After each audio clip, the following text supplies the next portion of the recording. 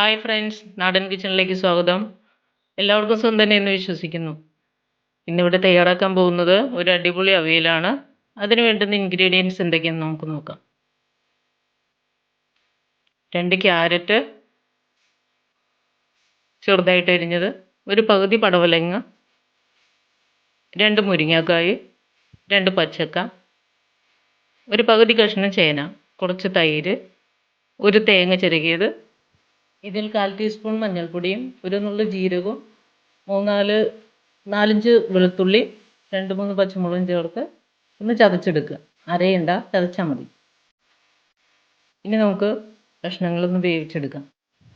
അരിഞ്ഞു വെച്ച എല്ലാ കഷ്ണങ്ങളും പാത്രത്തിലിട്ട് 1.5 കപ്പ് വെള്ളം ഒഴിച്ച്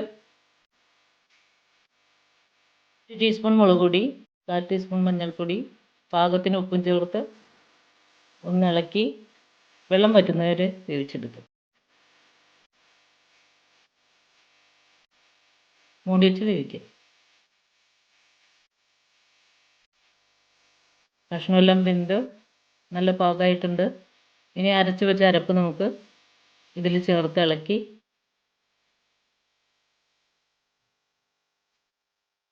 2 ടീസ്പൂൺ തൈരും ചേർക്കാം. ആവശ്യത്തിന് വേപ്പില ചേർക്കാം. ഒന്നിളക്കി ഒരു 5 മിനിറ്റ് ഒന്ന് മൂടി വയ്ക്കണം.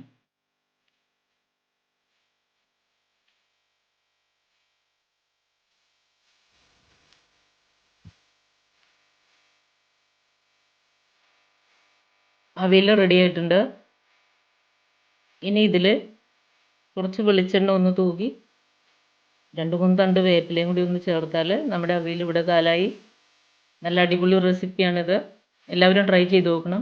ഈ വീഡിയോ ഇഷ്ടമായെങ്കിൽ ഷെയർ ചെയ്യുക, ലൈക്ക് ചെയ്യുക, സബ്സ്ക്രൈബ് ചെയ്യുക.